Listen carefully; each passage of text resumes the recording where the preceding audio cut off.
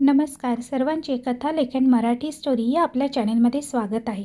आज आपण एक नवीन कथा पाहणार आहोत आणि त्या कथेचं नाव आहे रात्री 3 वाजता। लेखक आहेत रोहित कांबळे।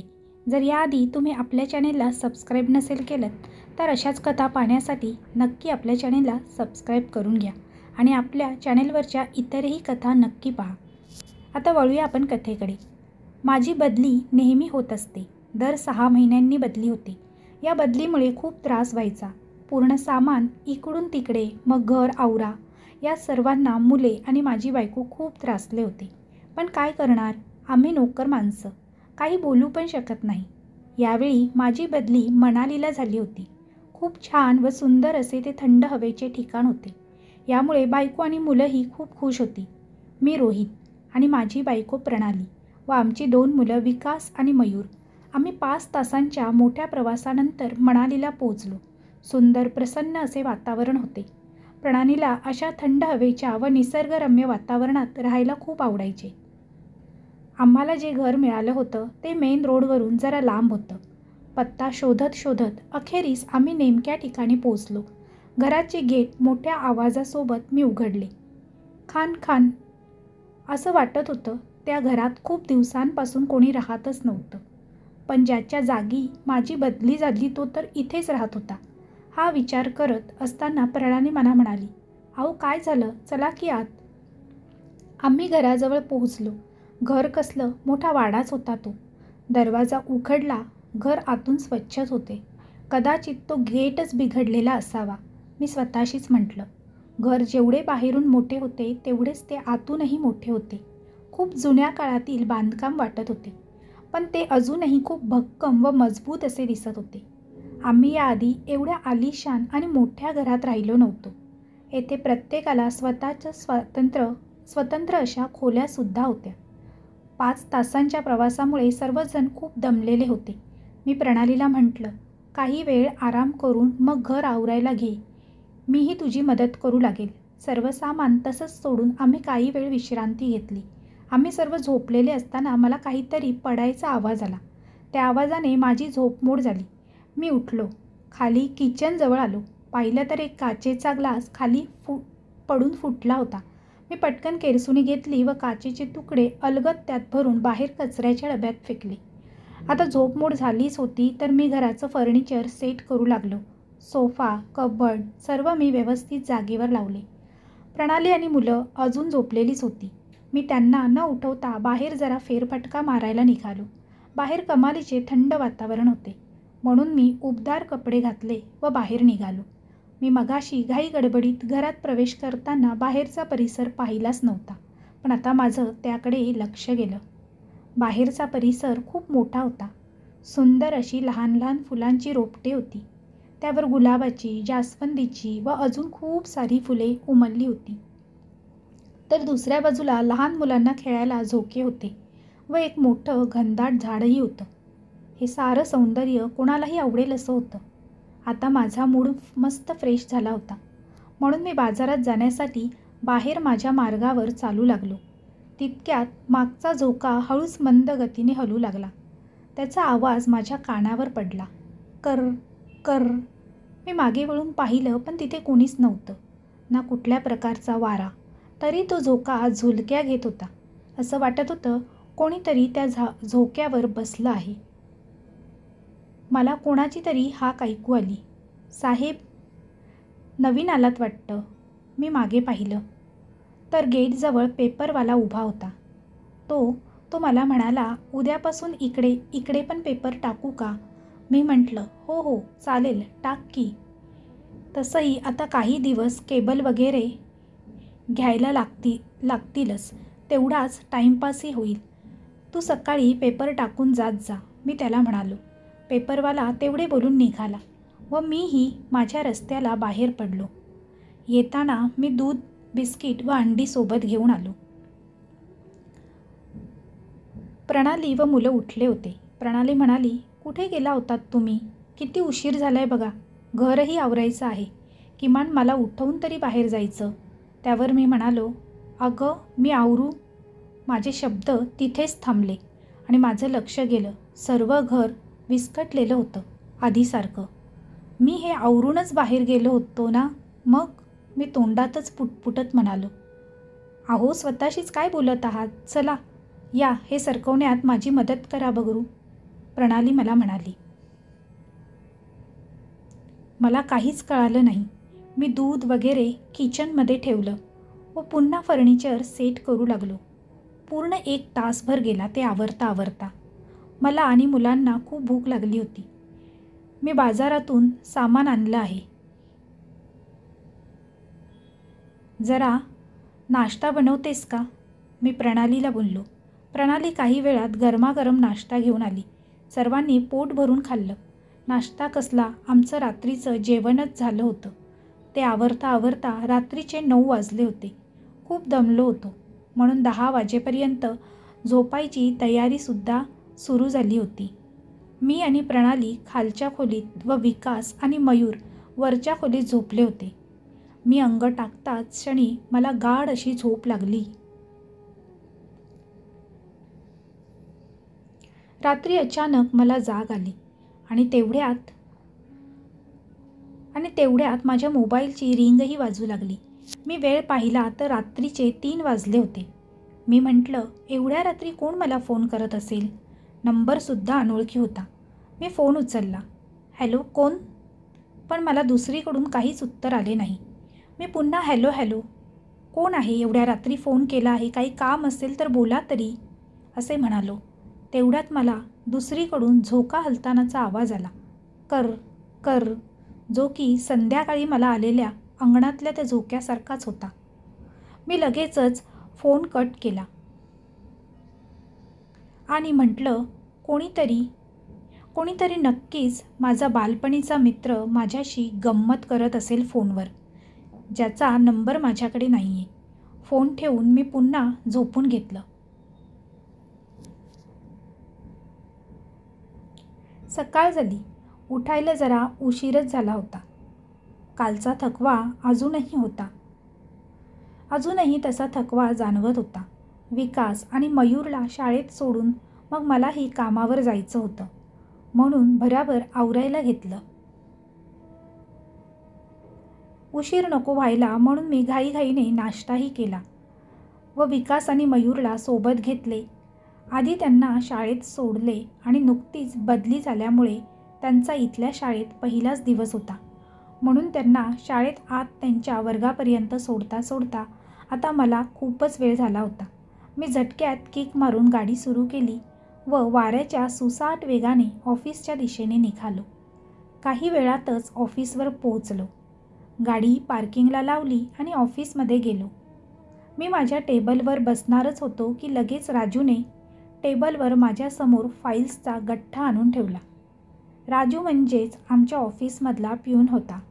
मी त्याच्याकडे पाहिलं आणि त्याच्या चेहऱ्यावर एक हास्य व नजर जशी सांगत होती, आज तर तुम्ही फसलात साहेब, सुट्टी लवकर नाही मिळायची. मी लगेचच कामाला लागलो. मान इकडे तिकडे फिरवण्याचाही वेळ नव्हता आणि तेवढ्यातच दुपार झाली होती.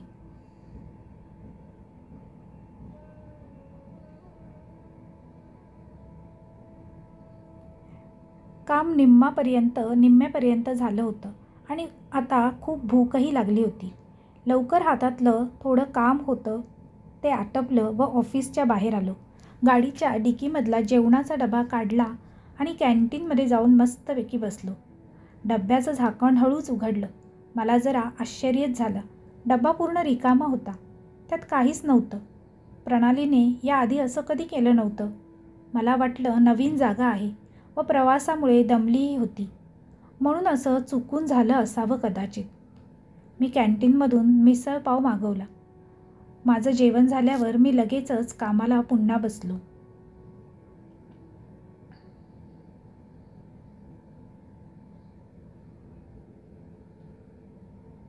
आता संध्याकाळ झाली होती आणि घड्याळात 7 वाजत आलेले होते. तेवढ्यात माझा फोन वाजला. मी नंबर न बघता फोन रिसीव्ह केला. हॅलो, समोरून प्रणालीचा थरकापलेला आवाज माझ्या कानी पडला. समोरून प्रणाली अगदी घाबरत हॅलो म्हणत होती. हॅलो हॅलो हॅलो रोहित, तू कुठे आहेस? प्लीज मला वाचव. घरी घरी ये लवकर. इथे कोणीतरी आहे. रोहित. हां रोहित रोहित. ती अगदी गोंधळलेली होती. हॅलो हॅलो प्रणाली. मी फोनवर तिला हाका मारत होतो. फोन कट झाला होता. मी लगेच सर्व हातातली कामं सोडून दिली आणि होतो तशातच अवस्थेत बाहेर आलो व गाडीला किक मारून सुरू करायचा प्रयत्न करत होतो. पण गाडी काही केल्यास सुरूच होत नव्हती. 7व्या किकला गाडी सुरू झाली. मी घाईघाईने घरी पोहोचलो. जोरात गेट उघडून आत आलो. घराची बेल वाजवू लागलो पण मला राहवलं नाही आणि मग मी एक धक्क्याने दरवाजा उघडला. आत गेलो तर प्रणाली सोफ्यावर बसली होती आणि तिने माझ्याकडे पाहिलं आणि ती मला पाहून म्हणाली, अरे काय झालं? एवढा दम का लागला आहे तुम्हाला? असे का दिसत आहात? अगं हे तर मी विचारायला पाहिजे तुला. काय झालं? तू मला फोन केला होतास ना?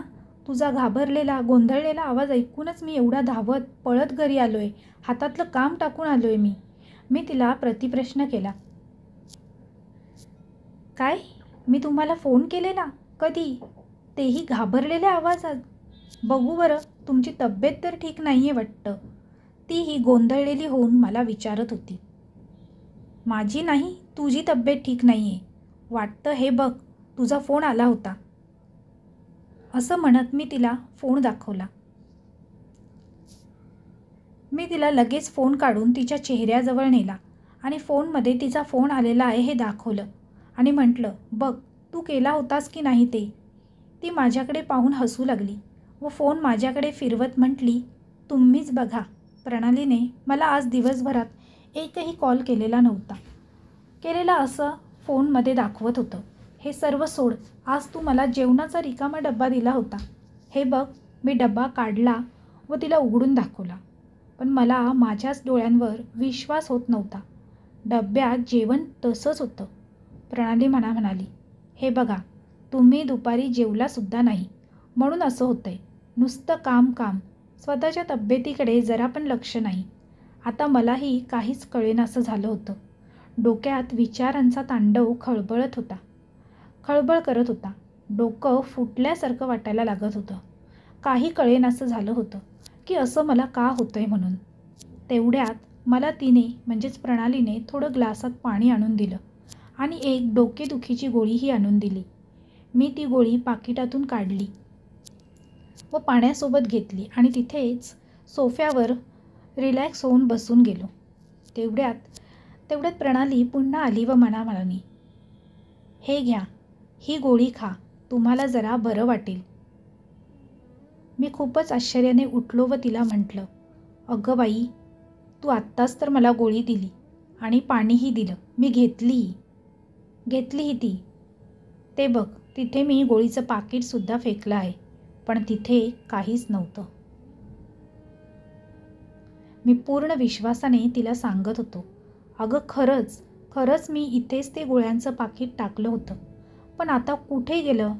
प्रणाली, हे काय होतं आहे मला? हे काय होत आहे माझ्यासोबत? मला आता वेड लागेल असं वाटतंय.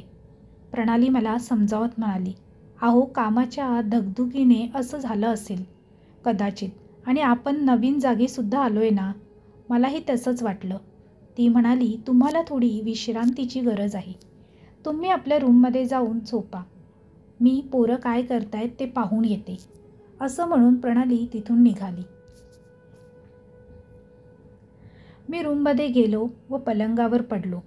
पडल्या लगेचच मला झोप लागली. अगदी गाढ अशी झोप लागली होती मला. अचानक कुत्र्याच्या भुंकण्याच्या आवाजाने माझी झोपमोड झाली. घड्याळात पाहिलं तर 3चे ठोके पडले होते.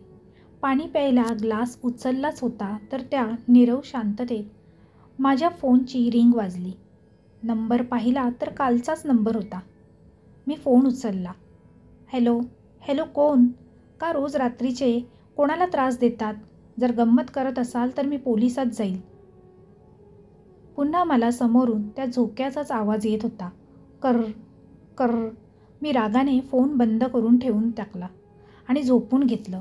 तेवढ्यात धाड करून खिडकीचा जोरात आवाज आला, जसे काय कोणी रागात तिला ढकलले असावे. वाऱ्याने वेगाने माझ्या चेहऱ्यावर येऊन स्पर्श केला. तो स्पर्श असा जाणवत होता की जसे काय कोणी खिडकीमधून त्या वाऱ्यासोबत आत आलं आहे. मी घाबरून उठलो. ट्रिंग ट्रिंग. फोनची पुन्हा रिंग वाजली. मी जरा दचकलोच, कारण फोन तर बंद केला होता. मग हा चालू कसा झाला? पाहतो तर पुन्हा तोच नंबर होता. माझ्या हातांचा थरकाप उडाला होता. त्या थरथरत्या हातांनी मी फोन रिसीव्ह करणारच होतो, तितक्यात माझ्या हातातून फोन निसटून खाली पडला. बॅटरी निघाली. फोन सेकंदासाठी बंद झाला व पुन्हा वाजू लागला. मला कळत नव्हतं हे माझ्यासोबत काय होत आहे. मी फोन घ्यायला वाकलोच होतो की तेवढ्यात पलंगाखालून एक हात आला, सडलेला व पूर्ण काळा कुट्ट, कुठून कुठून जळलेलाही होता. माझा पाय त्या हाताने घट्ट पकडून ठेवला होता. मी जोरजोरात प्रणालीला आवाज देऊ लागलो, पण माझा आवाज तिच्यापर्यंत पोहोचतच नव्हता. मी जीवाच्या आकांताने तिला आवाज देत होतो आणि त्याच्या तावडीतून सुटण्याचा प्रयत्न करत होतो, पण काही केल्या माझा आवाजच निघेना. तिच्यापर्यंत आवाजच पोहोचत नव्हता. पुन्हा मी प्रणालीला हाक मारू लागलो, प्रणाली प्रणाली प्रणाली. तितक्यात माझी झोप उघडली. मी आत्तापर्यंत जे काही पाहिलं होतं ते फक्त आणि फक्त माझं निव्वळ स्वप्न होतं. मी घड्याळात पाहिलं तर 3 वाजले होते. मी मोबाईल हातातच धरला होता. तेवढ्यात त्याची रिंग वाजली. ट्रिंग ट्रिंग. नंबर तोच होता. मी फोन रिसीव्ह केला. अडखळत म्हटलं, हे हॅलो. समोरून एक लहान मुलीचा आवाज आला. 1 2 3 आणि धाडकन खिडकी दरवाजा आदळला.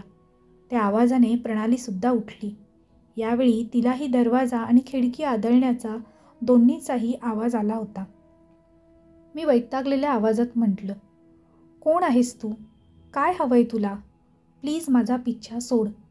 दुसरीकडून कोणीतरी म्हटलं, मुक्ती. पास. एवढंच ऐकू आलं मला आणि फोन बंद झाला.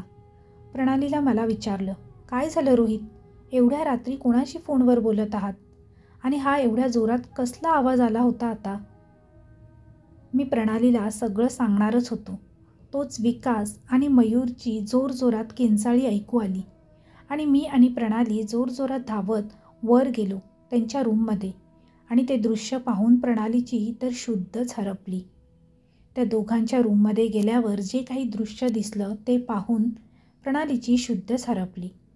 मी स्वतःला कसं तरी सावरलं व जागीच स्तब्ध राहून पाहिलं. विकासने मयूरचा गळा आवळला होता. त्याचा हात सोडलेला, डोळे लख्ख पांढरे होते आणि तो माझ्याकडे पाहत म्हणाला, मुक्ती, मुक्ती हवी आहे मला, मुक्ती. तेवढ्यात घराची लाईट गेली. आता सर्वत्र अंधार आणि शांततेचं थैमान होतं. मी प्रणालीला उठवलं व विकास आणि मयूरला हाक मारली. विकास, मयूर बाळा, तुम्ही दोघे ठीक तर आहात ना? त्या भयान शांततेत माझ्या खांद्यावर कोणाचा तरी हात आला आणि हळूच तो हात माझ्या कानाजवळ येऊन म्हणाला, 1 2 3. मी लगेच वळून पाहिलं. लाईट आली होती. अंधाराची जागा आता प्रकाशाने व्यापलेली होती. मी व प्रणाली, विकास व मयूरच्या खोलीत गेलो. पाहिलं तर बिचारी दोघेही निवांत गाढ झोपेत होती. जरा काय इथे, जसं काय आता इथे काहीच झालं नव्हतं अशा स्थितीत. आता आम्हा दोघांना कळून चुकलं होतं की या घरात काहीतरी नक्कीच आहे. या घरात नक्की काय होतं आणि नेमकं काय रहस्य होतं हे पाहण्यासाठी या कथेचा भाग 2 लवकरच येत आहे. ही कथा जर तुम्हाला आवडली असेल तर कमेंटद्वारे कमेंट करून नक्की कळवा. कथा आवडली असेल तर कथेला लाईक करा आणि तुमच्या मित्रपरिवारांसोबत शेअर करायला विसरू नका. तसेच तुम्हाला आमचा मराठी कथालेखन हा चॅनल आवडला असेल तर चॅनेलला नक्की सबस्क्राईब करा. त्याचप्रमाणे बेल आयकॉनवर क्लिक करून ऑलवर सेट करा, म्हणजे तुम्हाला नवनवीन व्हिडिओचे नोटिफिकेशन लगेचच मिळतील. पुन्हा भेटूया या कथेचा भाग 2 घेऊन लवकरात लवकर. तोपर्यंत सर्वांना धन्यवाद. Bye bye.